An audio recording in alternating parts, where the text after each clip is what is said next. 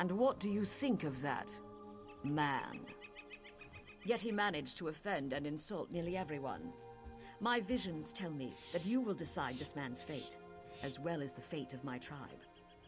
You will walk the coiled path and seek counsel with the ghost snake. Follow the coiled path to the Fang Spires. Collect exactly 8 bog rats along the way to make a proper offering. Few ever reach the spires. Serpent-bound ghosts will challenge you every step of the way. They already sense your presence. The vision I had was strong. Your choices determine the fate of merchant and Mobrigosh alike. But you must speak to the ghost snake. The coiled path begins just outside the village, but know that the serpent-bound will block your way. The ghost snake has a taste for bog rats. They make a proper offering, but only if you bring exactly 8 of the plump creatures to the Fang Spires. Do not question the will of the ghost snake. Besides, that's exactly the number of rats that fit in the bag I gave you. More than that, I cannot say. The mystery of the sacred number is not for the ears of an outsider. The vision I had was strong. Your choices determine the fate of merchant and Mobrigosh alike. But you must speak to the ghost snake. The coiled path begins just outside the village, but know that the serpent-bound will block your way.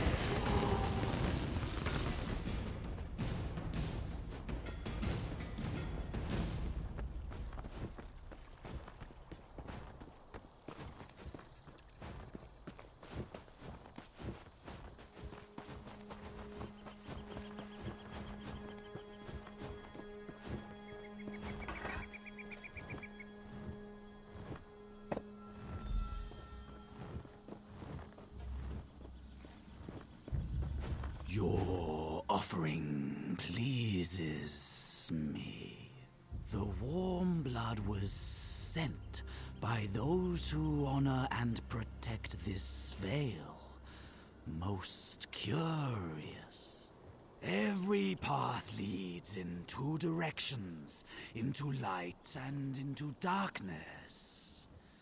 Light and dark, good and evil, sunlight and shadow. Two sides to all things, little warm blood. Let me show you.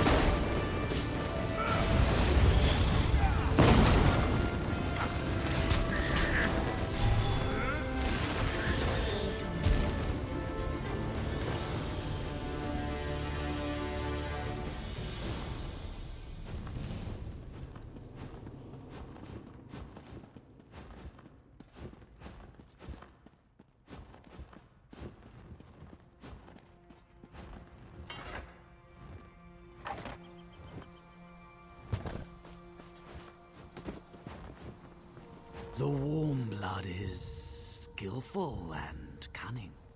The Marbrigash must make their own choices. Connect with the world outside or remain isolated. It is never only light or shadow. As long as they honor my kin and I, they are free to do as they please. Some can stay isolated in the Veil, or some may choose the outside world. Two sides of the same path. The merchant's presence has already changed the Veil. What happens next is inevitable. I am the Ghost Snake. I am both constant and ever-changing. One thing to you, another perhaps to the Marbrigash. Aid the Marbrigash as you will. The choice is yours to make. I can send you back to the Farseer. She waits for you at her tent.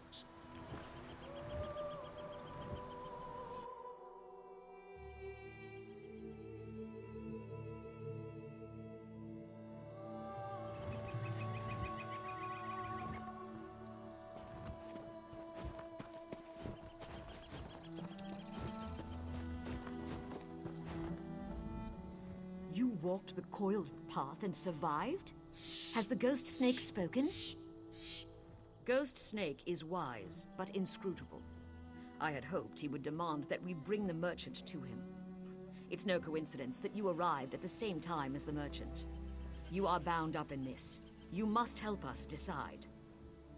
I crafted a snake totem representing the entwined fates of the Marbrigash and the merchant. Get it from my tent. I will have the merchant brought here.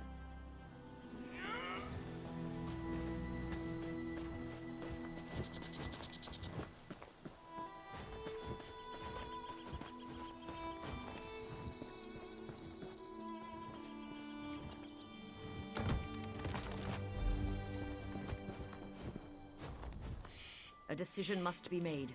Our fate depends upon it. Now you must choose. If the Marbrigash are to remain isolated, place the totem in the fire. If we are to change our ways and trade with the Hlalu, give the totem to the merchant. He will remain in the Vale, serving the ghost snake. I know only that it will change us.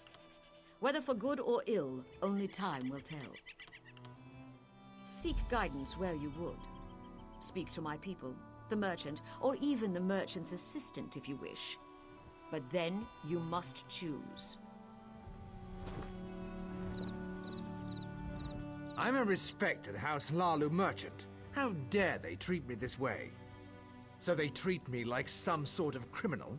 I've been nothing but respectful, and trade would help them. Of course I benefit. I'm a merchant. Trading is what I do. How about this? Propose a limited trade agreement on their terms, and I'll agree to keep other traders away from the Vale. What's your step among the Mabragash, outsider? Bah! Roston claims things won't change, but I don't trust him. If you ask me, the Hlalu are just one step above thieves. If it were up to me, Roston would have quietly disappeared the first night he arrived here. But you're the one making the decision, not me. I'm surprised that a man could see the ghost snake and live. At first, I just wanted the merchant to go away. But I've been thinking, perhaps it wouldn't be so bad to deal with the outside world. No, many are set in their ways and fear change. But if we're cautious, we may benefit in the long run. I've spoken to some of the Mabragash wise women. They've been perfectly polite.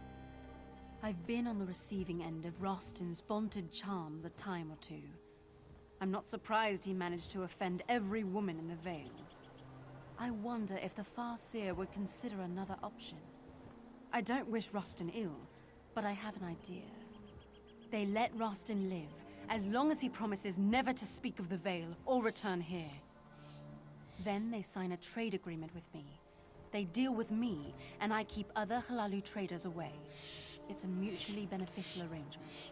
Everyone wins. Roston doesn't end up as snake food. I gain prestige among the Hlalu, and Mabragash can limit the amount of influence the outside world places on the Vale. Our fate rests in your hands. By your next action, our fate will be sealed. If the Mabragash are to grant access to the Vale, give the totem to the merchant. If we are to remain isolated, tending the Vale without outside interference, burn the totem in the fire.